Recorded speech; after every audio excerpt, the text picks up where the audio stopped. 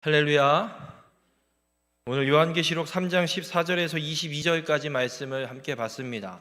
오늘 말씀의 제목을 이렇게 정했습니다. 더불어 먹으리라. 이렇게 정했습니다. 지난번에 에베소 교회에 대한 편지를 함께 읽고 처음 사랑을, 처음 행위를 회복하라는 주님의 말씀을 함께 들었습니다. 오늘은 좀 양이 많습니다. 2장과 3장에 7교회에 대한 편지가 기록되어 있는데 에베소 교회를 뺀 나머지 7교회를 오늘 다 훑어보려고 합니다. 그래서 짧게 5교회는 살펴보고, 그리고 마지막에 기록되어 있는 라오디게아 교회를 향한 그 말씀에, 그 편지에 보여주시는 주님의 특별한 행동을 통해서 우리를 향하신 하나님의 음성을 듣고 그 음성에 아멘으로 응답함으로 하나님과 주님과 더불어 먹고 승리하여서 하나님 나라 보좌 우편에, 그 하나님 나라에 들어가는 귀한 믿음의 삶이 되시길 주님의 이름으로 축원합니다. 에베소 교회 다음으로 두 번째 편지를 보면 서머나라는 도시에 있는 서머나 교회에게 편지를 하고 있습니다. 이 에베소와 서머나 이 두 도시는 서로 좀 싸우는 도시입니다. 어떻게 싸우냐면 치고받고 싸우는 게 아니고요. 니네가 더 크냐 우리가 더 크냐, 아니다, 우리가 더 크다 니네가 작다, 서로 크기를 더 위대한 도시로 싸우는, 게 서로를 이렇게 자랑하려고 하는 그런 도시입니다. 왜냐하면 이 지중해 해안가에 항구를 갖고 있는 도시여서 정말 산업이 발달하고 무역이 발달하고 교통도 발달하고 없는 거 없이 풍족하게 살아갈 수 있는 도시들이기 때문에 이 에베소와 서머나는 서로, 둘째가라면 서러울 정도로 서로의 그런 위대함과 도시의 크기를 자랑하는 그런 도시입니다. 그런 도시에 걸맞게 이 서머나 도시에는 어떤 특징이 있냐면 이 로마 황제를 숭배하는데도 1등이 되려고 열심을 내는 도시입니다. 그래서 이 소아시아 지역에 큰 신전이 이 서머나 도시에 세워집니다. 여러분, 이 큰 우상, 신상이 세워지면 어떤 일이 일어나는 줄 아십니까? 제가 대학교를 다녔던 천안에 태조산이라고 있습니다. 거기에 불상이 아시아에서 큰 최고로 버금가는 큰 불상이 있습니다. 그래서 음력 4월 8일만 되면 그 주변이 난리도 아닙니다. 그 불상 보러 그 절에 오느라고 그 주변에 교통이 장난이 아니게 막히고 난리도 아닙니다.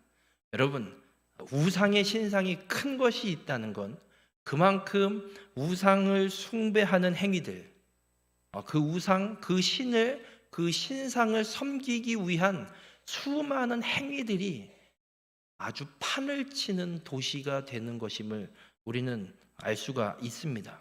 그래서 이 서머나 도시도 로마 황제를 숭배하기 위한 로마 황제의 그 큰 신전이 있어서 이 로마 황제를 섬기는 일에 열심을 내는 그런 도시였습니다. 그런데 문제는 기독교인들입니다. 기독교인들이 핍박받는 이유는 기독교인이라서 핍박받는 게 아닙니다. 로마 황제를 주라고 고백을 해야 돼요. 로마 황제, 당신이 나의 신이고 나의 주인이시고 내가 섬기는 분이 맞습니다, 인정하고 고백해야 돼요. 그런데 기독교인들에게는 누가 주입니까? 예수님이 주님이십니다. 십자가에 못 박혀 죽으시고 부활하신 그 예수님이 나의 주인이십니다. 당신이 나의 주인이 될 수 없습니다. 로마 황제를 향해서 난 당신을 주인이라고 절대 못합니다. 거부했기 때문에 핍박받는 거예요. 황제가 난데 내 말을 안 들어? 야, 다 잡아들여, 죽여. 이런 일들이 일어나게 됩니다. 그런 도시였던 이 서머나 교회, 서머나 교회를 향해서 주님이 편지를 쓰시는데 놀랍게도 이 서머나 교회에는 책망의 말씀이 없습니다. 칭찬하시고 약속의 말씀을 주십니다. 책망하지 않아요. 이렇게 큰 신전이 세워져 있고 예수 믿는 것 때문에 핍박받는 이런 도시에 이 서머나 교회 교인들은 하나님 앞에 칭찬 듣는 놀라운 믿음의 열매들을 보여지는 도시, 교회 성도들이 됐습니다. 어떤 말씀으로 하나님이 칭찬하시냐면 요한계시록 2장 9절에 이런 말씀을 합니다. 실상은 내가 부요한 자니라 말씀합니다. 그 엄청난 핍박을 받아서 기독교인이라면 아무것도 할 수 없는, 장사도 못하고 먹고 살기도 힘든 그런 도시에 가난하게 살아가는 기독교인, 그 그리스도인들을 향해 주님은 부요한 자, 믿음의 부자라고 칭찬을 해주십니다. 그러면서 약속하시는 말씀이 2장 10절에 너는 장차 받을 고난을 두려워하지 말라. 목숨이 위태로운 고난이, 핍박과 박해가 닥쳐오는데 그 고난을 두려워하지 말라고 말씀합니다. 그리고 이어서 볼지어다 마귀가 장차 너희 가운데에서 몇 사람을 옥에 던져 시험을 받게 하리니 너희가 10일 동안 환난을 받으리라. 내가 죽도록 충성하라. 그리하면 내가 생명의 관을 내게 주리라 말씀합니다. 여러분, 주님은 분명하게 말씀합니다. 분명히 앞으로 고난을 더 받을 것이다. 그러나 그 고난을 두려워하지 말고 끝까지 믿음을 지키고 충성하라 말씀하고 있습니다.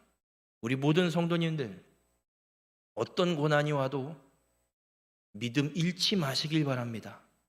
끝까지 고난을 두려워하지 마시고 충성함으로, 믿음을 지킴으로 생명의 면류관을 받는 이런 축복의 삶이 되시길 주님의 이름으로 축원합니다. 세 번째 편지하는 교회는 버가모라는 교회입니다. 이 서머나보다 북쪽에 있는 도시인데 이 지역, 이 도시는 양피지가 발달했습니다. 양피지는 그 당시에 그 시대에 글을 썼던 종이와도 같은 역할을 하는 겁니다. 그래서 이 버가모에 어떤 일이 있었냐면 양피지가 발달하면서 책을 많이 만들어내기 시작을 합니다. 그래서 20만 권의 양서가 있는 도서관이 이 버가모라는 도시에 있습니다. 여러분, 이 책이 많이 모인다라는 것, 특별히 이 시대에 책을 많이 만들어내고 양서들을 보유하고 있고 그것들을 읽는 사람들이 있다는 건 그만큼 사상이 발달한 도시가 됩니다. 여기 가서 함부로 말을 할 수가 없습니다. 웬만한 철학자들 저리 가라 할 정도의 사상들을 만들어내고 생각하고 이야기하고 강론하는 그런 도시가 버가모였습니다. 그래서 이 버가모의 도시에서는 영적 전쟁이 아주 치열하게 일어났습니다. 특별히 이 사상 간의 이 싸움이, 그리스도인들의 사상과 세상의 사상이 치열하게 싸우는 그런 도시였습니다. 그래서 이 버가모 교회에 편지를 쓰시면서 주님이 그리스도를 어떻게 소개를 하고 있냐면 계시록 2장 12절에 좌우에 날선 검을 가지신 이라고 소개를 합니다. 이 도시에 사탄의 권자가 있는데도 불구하고 그리스도의 이름을 굳게 붙잡고 믿음을 버리지 않은 이 버가모 교회 교인들을 주님이 칭찬하십니다. 그리고 그렇게 칭찬을 받지만 책망도 받는데 어떤 책망을 받냐면 발람의 교훈과 니골라당의 교훈을 지키는 자들이 교회 안에 용납돼서 받아들여졌다는 얘기입니다.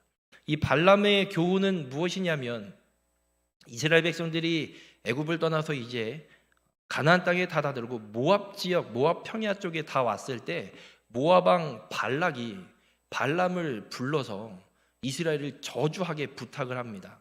근데 하나님이 저주하는 게 아니라 축복의 선언만 쏟아놓고 가게 합니다.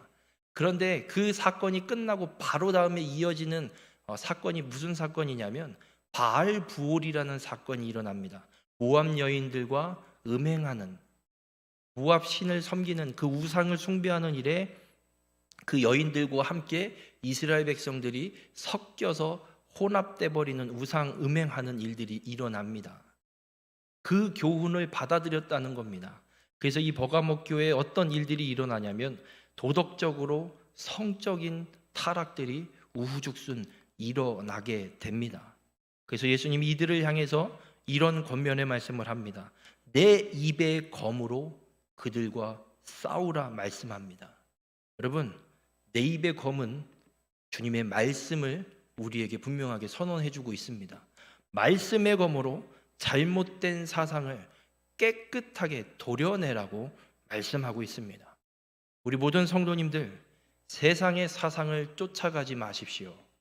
만약 세상의 사상에 쉽게 현혹되고 있다면 오늘 주님이 선언하고 있는 것처럼 말씀의 검으로 잘못된 세상의 사상들을, 우상의 사상들을 깔끔하게 도려내고 오직 진리만 따라가는 귀한 축복의 삶이 되시길 주님의 이름으로 축원합니다.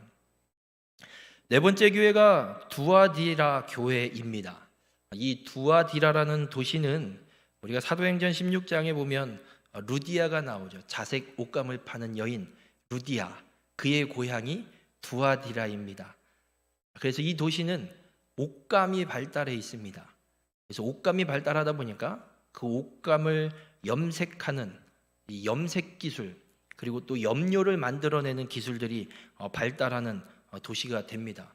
그러다 보니 어떤 또 일들이 일어나냐면 여기에 상업 도시가 되면서 이 조합이 많이 형성이 됩니다. 옷감을 만들면 팔아야 되잖아요. 거기서 쓸 만큼은 충분하니까 이 도시 말고 다른 도시, 다른 나라로 팔아야 되니까 또 무역이 발달하면서 이 무역을 위한 조합들이 이 도시에 형성이 되게 됩니다. 그래서 이런 말 들어보셨어요? 길드. 이게 조합을 의미하는 뜻의 어원입니다. 이곳에서 그런 길드들, 그런 무역 조합들이 우후죽순 생겨나게 됩니다. 그래서 이 버가모 교회 이 도시에서 장사를 하려면 이 조합에 가입하지 않으면 아무것도 못해요. 제가 횡성에 처음 들어와서 들었던 이야기 중에 하나가 횡성에서 장사를 하려면 횡성교회 등록 안 하면 못한다라는 소문을 들었던 적이 있습니다. 그것처럼 이 버가모 도시에서는 버가모에서 장사하려면 어디든 간에 일단은 조합에 들어가야지, 조합 안 들어가고 독고다이로는 절대 할 수 없어, 이런 그런 도시였습니다. 그런데 이 조합에서 일어나는 일들이 어떤 일들이 일어나냐면 선한 일들이 일어나질 않습니다. 당시 자신들의 그런 사업을 잘 일어나도록, 또 잘 팔리도록, 또 무역하기 위해서 백기를 선택하게 되면 그 배들이 잘 다닐 수 있도록, 또 도적대 안 맞아도록 어떤 일들 하냐면 신을, 그냥 우상을 숭배하는데, 여러분 이 시대까지도 우상을 숭배하는 데는 어떤 일들이 함께 따라오냐면 성적 타락이 함께 따라옵니다. 우상신을 섬기는 행위 자체가 성적인 행위들을 하는 거예요. 그러니까 우상을 섬겼다? 바로 음행입니다. 그냥 성적인 타락이 그대로 일어나는 거예요. 그래서 그런 일들이 일어나는데 놀랍게도 이 버가모 교회를 향한 주님의 두아디라 교회를 향한 주님의 칭찬이 어떤 칭찬이냐면 계시록 2장 19절에 내 나중 행위가 처음 것보다 많도다라고 칭찬받습니다. 그런 도시에서 예수 그리스도를 믿는 그리스도인들이 성장하고 부흥하고 있다는 거예요. 단순한 양적 부흥을 이야기하는 게 아닙니다. 더 신실한 믿음의 소유자들로 그런 엄청난 타락과 어울리지 않으면 살 수 없는 그런 여건 속에서도 끝까지 신실하게 믿음을 지키고 있었다는 겁니다. 그런데 문제는 거짓 선지자 이세벨을 용납하고 영적으로 우상 숭배하는 음행하는 일들이 이 교회에서 일어나게 됩니다. 그래서 기독교인들도 문제가 무엇이냐면 고민거리가 먹고 살려면 돈을 벌어야 되고 장사를 하든 뭘 해야 되는데 안 그러면 먹고 살 수가 없는데 조합을 가입을 해야 되나 말아야 되나. 이들은 시험당합니다. 조합에 가입해서 그들과 어울리면서 먹고 살 것인지, 굶어 죽을지언정 믿음을 끝까지 지킬 것인지 시험을 당하게 됩니다. 그런데 수많은 기독교인들이 그 시험에 넘어져 버리게 됩니다. 그래서 예수님께서 편지하면서 이들에게 이렇게 권면을 하십니다. 2장 26절에 다만 너희에게 있는 것을 내가 올 때까지 굳게 잡으라. 믿음을, 그 경건함을, 하나님을 향한 믿음의 열정을 끝까지 잡으라고 말씀합니다. 이기는 자와 끝까지 내 일을 지키는 그에게 만국을 다스리는 권세를 주리라 권면하십니다. 여러분, 우리가 살아가는 이 시대도 별반 다르지가 않습니다. 혼란스러운 이 시대 속에서 우리 모든 성도님들의 삶이 주님의 말씀 속에 뿌리를 내리고 거룩함과 경건함을 온전히 지켜가는 믿음의 성도님들이 되시길 바랍니다. 돈 많은 게 승리가 아닙니다. 우리에게 승리는 끝까지 예수 그리스도를 붙드는 겁니다. 경건함을 끝까지 지키고 회복하고 그 끝날까지 그걸 지켜 행하며 살아가는 것임을 믿으시길 바랍니다. 우리 모든 성도님들이 세상 끝날까지 경건을 지켜서 회복하는 승리의 삶이 되시길 주님의 이름으로 축원합니다. 그 다음 주시는 교회가 사대 교회입니다.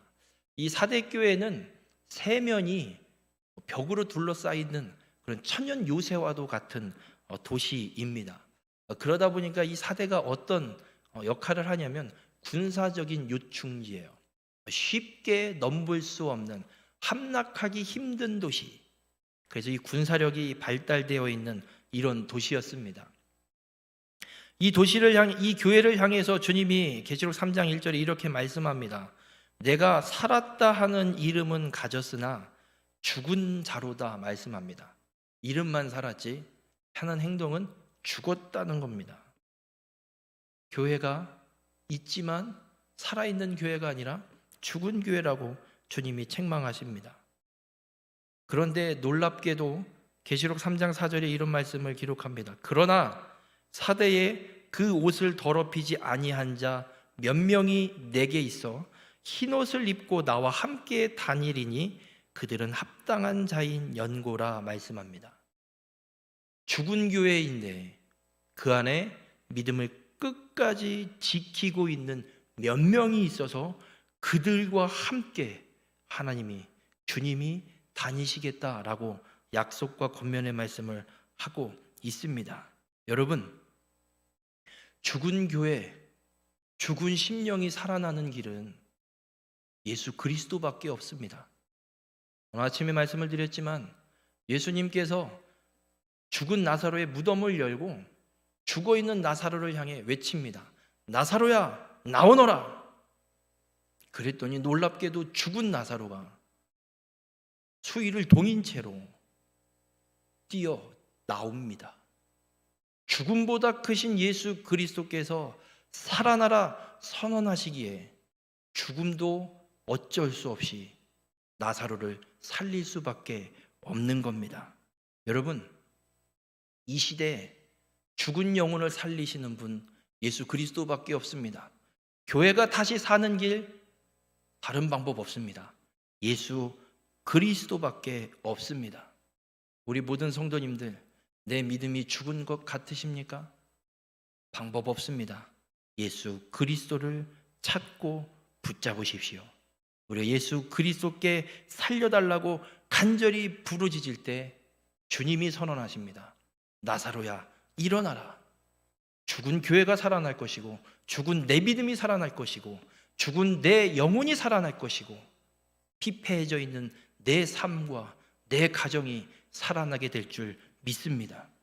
우리 모든 성도님들의 삶이 오직 주님만 붙들고 기도함으로 살아나는 생명을 누리는 귀한 축복의 삶이 되시길 주님의 이름으로 축원합니다.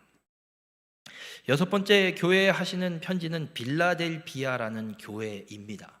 이 빌라델비아 도시는 이 무역로가 동서남북으로 이어져 있는 이 무역로가 교차하는 교차점에 있습니다. 그래서 이 빌라델비아는 교통의 요충지입니다. 서울 터미널이 됐든 중부권의 도시에 있는 터미널을 가보면 그렇게 차가 많아요. 그죠? 버스가 어마어마하게 많고 사람도 어마어마하게 많습니다. 희한합니다. 터미널 앞엔 사람이 무지하게 많은데 외곽으로 나가면 다른 부근으로 가면 사람이 별로 없습니다. 그만큼 교통의 요충지이기 때문에 수많은 사람들, 수많은 지역의 사람들이 이 도시를 왔다가 가고 거쳐가는 그런 역할을 하게 됩니다. 그리고 또 하나의 특징은 뭐냐면 이 빌라델비아는 작은 아테네라고 불릴 정도로 수많은 헬라 신전과 이교적 행사가, 우상을 숭배하는 이런 우상을 숭배하는 행위들, 그런 종교적 행사들이 엄청나게 많이 일어납니다. 교통의 요충지다 보니까 수많은 각국의 사람들이 모이니까 이곳에서 뭘 전파하는 게 너무나도 좋은 거예요. 그래서 이곳에 헬라 문화를 전파하기 위한 많은 일들이 일어나고 있고, 또 실제로 이 도시에서 그 헬라 문화를 전파하는 역할을 잘 감당하는 그런 도시입니다. 그런데 놀랍게도 이 빌라델비아 교회도 이 편지 가운데 책망의 말씀이 기록되지 않습니다. 책망을 받지 않습니다. 대신에 주님이 어떤 말씀을 하시냐? 계시록 3장 8절에 볼지어다 내가 내 앞에 열린 문을 두었으되 능히 닫을 사람이 없으리라. 내가 내 행위를 아노니 내가 작은 능력을 가지고서도 내 말을 지키며 내 이름을 배반하지 아니하였도다 말씀합니다. 작은 능력을 갖고 주님의 말씀을 지키고 주님을 배신하지 않았다고, 배반하지 않았다고, 끝까지 믿음을 지켰다고 주님이 선언하십니다. 그러면서 이 빌라델비아를 교회를 통해서 주님이 우리에게 주시는 말씀이 어떤 말씀이냐면, 교통의 요충지여서 헬라 문화, 이교적 그 우상의 사상들을 전파하는 도시에서 그리스도인으로, 교회로 복음을 사방으로 증거하고 전파하는 역할을 감당하는 귀한 삶을 살아가라고, 그 사명을 감당하라고 우리에게 분명하게 말씀하고 있습니다. 그래서 계시록 3장 12절에 주님이 이런 약속의 말씀을 합니다. 이기는 자는 내 하나님 성전의 기둥이 되게 하리니. 우리 모든 성도님들, 어떤 어려움과 난관이 있을지라도 우리의 생명 되시는 복음을 전하는 살아있는 교회가 되셔서 하나님의 성전의 기둥이 되시는 귀한 축복의 삶이 되시길 주님의 이름으로 축원합니다.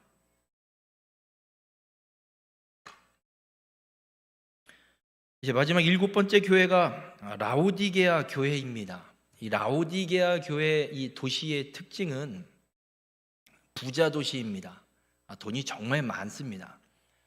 제가 한번 성지순례 때 다녀왔는데 가까운 곳에 어떤 게 있냐면 온천이 있습니다. 파묵칼레라는 도시가 있는데 거기에 온천이 있습니다. 혹시 보셨는지 모르겠습니다. 2014년쯤에 갤럭시 S 탭 광고에 그 온천이 어떻게 되냐면 하얀 석회석에 이렇게 파란 물이 달뱅이 이렇게 층층 차 있는 그런데 거기가 여기입니다. 그런 온천이 발달돼 있어서 석회질이 퇴적이 자연적으로 되고 이렇게 웅덩이가 생기면서 거기에 온천수들이 찹니다. 근데 하도 관광을 와서 지금 온천수를 안 내린답니다. 그 온천수가 내려서 물이 차 있는 걸 보려면 시간을 잘 맞춰 가야 돼요. 저도 갔을 때 제가 2009년에 다녀왔는데 그때도 전체를 다 온천수를 내리지 않고 반을 나눠서 한 주는 이쪽 라인에, 한 주는 저쪽 라인에 온천수를 내려서 관광을 할 수 있게 했거든요. 그만큼 이제 이 자연적인 현상, 그 자연의 어떤 섭리들이 좀 많이 훼손이 돼서 보호 차원에서 하고 있는데 그런 온천이 가까이에 있었고, 그리고 이 라오디게아가 어떤 산업이 발달돼 있었냐면 옷감과 가죽 산업이 발달돼 있었습니다. 성지순례를 갔는데 들린 곳이 어디냐?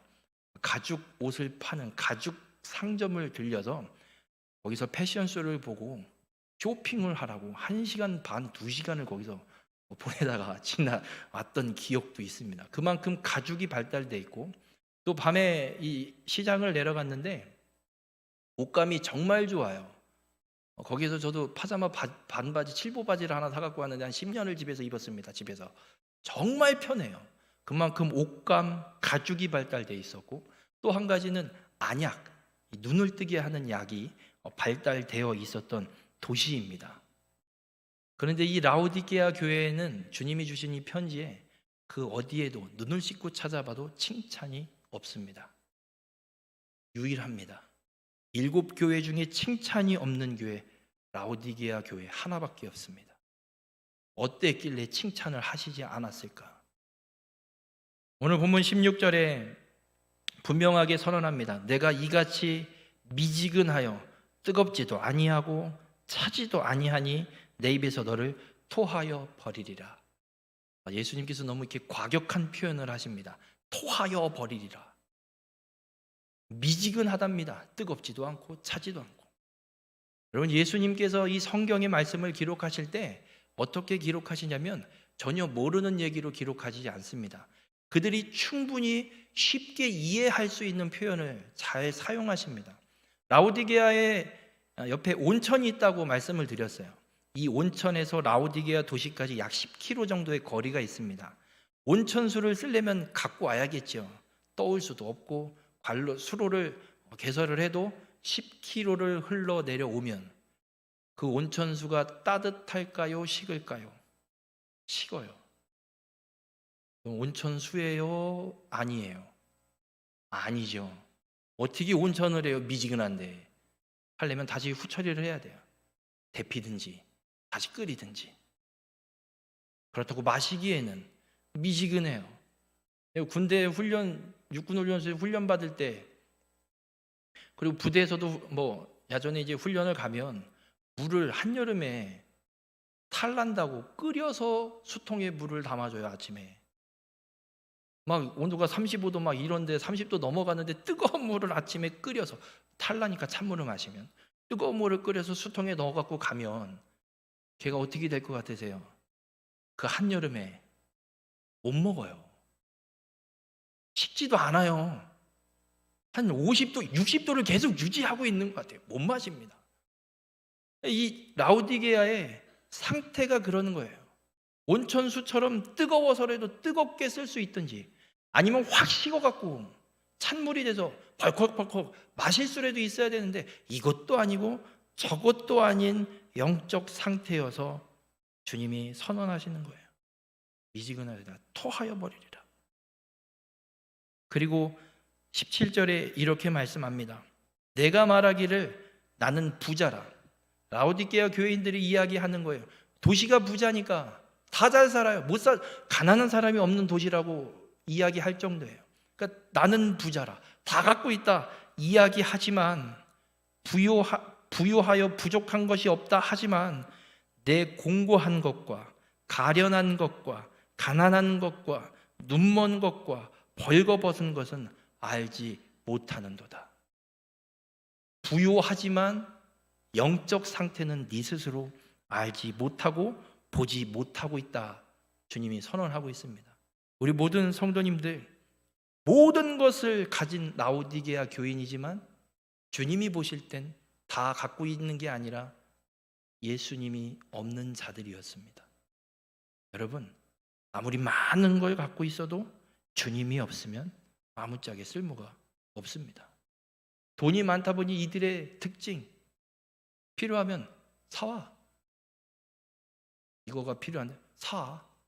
저거가 필요한데 사. 아침에 제가 인터넷 뉴스를 하나 잠깐 봤습니다. 이무진이라는 가수가 있어요. 오디션 프로에서 1등을 하면서 정말 좋은 노래들 많이 써내고 있는데, 신호등이라는 노래를 썼어요. 그 신호등이라는 노래가 엄청나게 떴습니다. 그 저작권료가 장난이 아니래요. 어떤 예능 프로에 나와서 진행자가 묻는데 신호등 저작권료 얼마나 받으셨어요?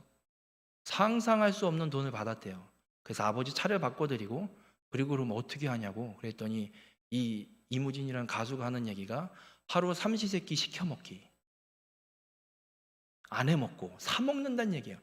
배달비 안 따지고 시켜 먹기, 배달비 무료이거나 싼데 어디 이렇게 찾아서, 무명 시절에는 그렇게 막 찾아서 사 먹을 수밖에 없는 삶이었는데 큰 돈이 생기니까 그렇게 산대요.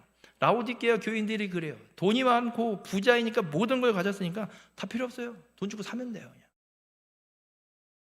그러다 보니 이 라오디게아 교회의 교인들도 어떤 특징이 있냐? 주님을 찾지 않아요. 왜요? 뭐가 필요한데요? 교회 뭐가 문제인데요? 내가 돈 줄게, 그냥 해결하세요. 그럼 뭐가 문제예요? 왜? 교회가 너무 안 좋아요? 그럼 헐어요. 내가 땅 살 테니까 저기다 그냥 집시다. 얼마면 돼? 한 100억이면 되나? 그래, 하세요. 그럼 주님을 찾는 게 아니라 내가 갖고 있는 거 다 해결할 수 있으니까 그냥 합시다. 그러나 주님은 분명하게 이들을 향해 책망하십니다. 영적 맹인이라고. 영적 상태가 어떤지 알지도 못한 그런 가난뱅이라고. 재산은 많을지언정 영적 가난한 자들이라고, 가난뱅이라고 주님이 분명하게 선언합니다. 그러면서 주님이 이 라오디게아 교회를 향해서 이렇게 권면하십니다. 이들이 잘하는 거, 사는 거 똑같이 표현을 사용하십니다. 내가 너를 권하노니 내게서 불로 연단한 금을 사서 부유하게 하고 흰옷을 사서 입어 벌거벗은 수치를 보이지 않게 하고 안약을 사서 눈에 발라 보게 하라. 교인들이 잘하는 거예요. 맨날 샀으니까 필요하면 사고 필요하면 사고 사보라는 거예요. 여러분, 이 불로 연단한 금은 흔들리지 않는 믿음을 상징합니다.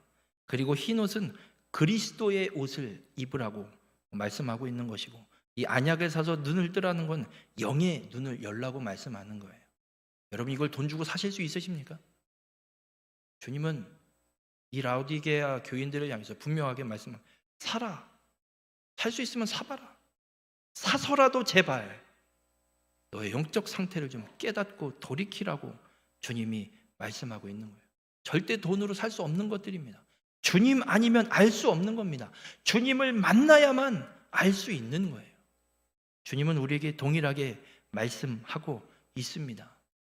우리가 얼마나 영적으로 초라한 상태인지, 나의 영적인 상태가 어떠한지, 발가벗고 가난뱅이로 살아가고 있는지 어떠한지를 점검하라고 말씀하고 있습니다. 우리 모든 성도님들, 세상이 말하는 부자가 아닙니다. 믿음의 부자, 주님을 가장 먼저 찾는 믿음의 부자가 되시길 주님의 이름으로 축원합니다.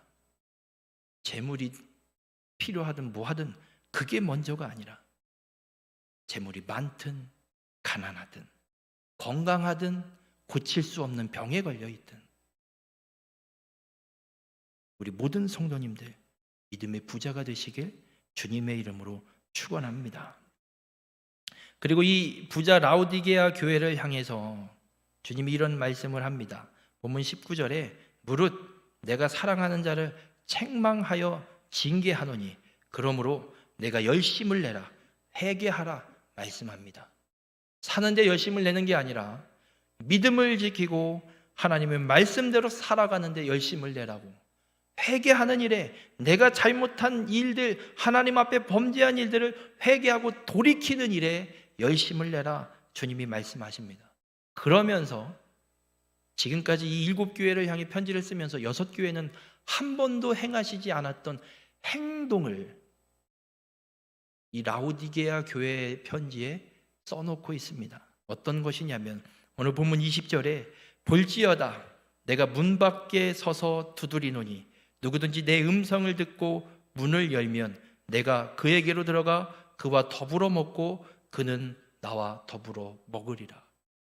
한 번도 주님이 무엇인가를 하는 행동을 편지 속에 기록하지 않습니다. 근데 라오디게아 교회는 주님이 말씀합니다. 내가 문 밖에 서서 두드리노니. 주님이 문 밖에서 두드리고 계십니다. 여러분, 교회의 주인은 주님이십니다. 그 교회의 주인 되신 주님이 교회를 버리지 않고 다시 찾아오십니다. 성령님이 거하시는 거룩한 성전이신 여러분을 주님이 버리지 않으시고 찾아오십니다. 그리고 우리의 마음이 주님을 떠나 영적으로 병들어 있고 공고해 있고 피폐해져 있고 벌거벗어 쓰러져 있는 우리의 마음의 문을 주님이 찾아오셔서 문 밖에 서서 두드리십니다. 그때 우리가 문을 열면 주님이 들어오셔서 우리와 더불어 생명의 양식을 함께 먹여주시고 먹으리라 우리에게 분명하게 선언하고 있습니다. 우리 모든 성도님들, 주님이 오늘 우리의 마음의 문을 두드리고 계십니다. 여러분, 문을 누가 쾅쾅쾅 두드리면 어떡하십니까? 누구야 누구? 도둑놈이 왔나? 이렇게 하십니까? 일단은 확인을 하죠. 누구세요? 반응이 있습니다. 주님이 문을 두드리고 계시다는 얘기는 대답하라는 이야기입니다. 쓰러져 있는 나의 마음의 문을 주님이 두드리신다는 건 대답하신다는 겁니다. 한번 물어볼게요. 문을 두드릴 때 뭘로 두드리세요? 손. 그럼 주님도 이 문을 손으로 두드리실까요? 발로 걷어차실까요? 손으로 두드리십니다. 여러분, 우리의 마음의 문을 두드리는 주님의 그 손은 못자국이 있는 구멍 뚫린 손입니다. 의심 많은 도마가 정말 부활하신 거 맞아요? 나 좀 봐야겠어요. 그래, 봐라. 보지 않고 믿는 자가 더 크도다. 그 의심 많은 도마에게 의심하지 말라고 밀어 보여주셨던 그 주님의 손으로 우리의 마음의 문을 두드리고 계십니다. 무리를 걷다가 바람을 보고 빠지고 있는 그 베드로, 물에 빠져서 허우적거리고 있는 베드로의 손을 붙잡아 일으켜 세워주신 주님의 손으로 우리의 마음의 문을 두드리고 계십니다. 여러분, 오늘 주님이 그 손으로 우리의 마음의 문을 두드리십니다. 우리를 살리기 위한 주님의 두드림이심을 믿으시길 바랍니다. 주님의 두드림이 들려질 때 즉시로 마음의 문을 열어 주님을 영접하시길 바랍니다. 그럼 주님이 우리에게 들어오셔서, 우리의 마음의 문을 열 때 우리에게 들어오셔서 우리와 더불어 생명의 양식을 먹여 주십니다. 우리 모든 성도님들, 주님을 우리 마음에 모셔드리시는 귀한 믿음의 삶이 되시길 바랍니다. 주님을 우리의 마음에 모셔드릴 때 우리의 삶은 상상할 수 없는, 그 어떠한 것도로 채울 수 없는 놀라운 풍요의 삶이 됨을 믿으시길 바랍니다. 근데 그것으로 끝나지 않습니다. 주님이 또 한마디 말씀을 하십니다.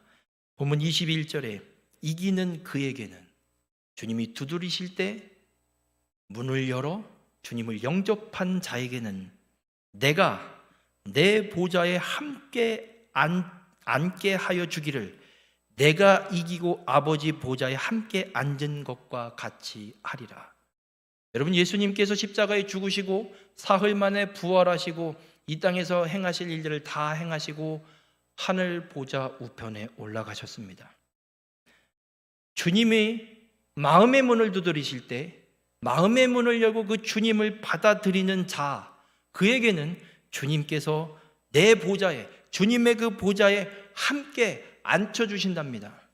어떻게 앉혀주시느냐? 예수님이 하나님 보좌 우편에 앉으신 것처럼 사망 권세를 이기시고 부활하셔서 하나님 보좌 우편에 앉으신 것처럼 우리도 우리의 마음의 문을 주님이 두드리실 때 마음의 문을 열어 주님을 영접하면 부활의 몸으로, 영원한 생명의 몸으로 주님 보좌에 함께 앉혀주시겠다 주님이 약속하고 있습니다. 우리 모든 성도님들, 주님 나라에 가는 길 다른 길이 없습니다. 내 마음의 문을 두드리시는, 그 구멍난 손으로 내 마음의 문을 두드리시는 그 주님을 마음의 문을 활짝 열고 내 중심에 모셔드리시길 바랍니다.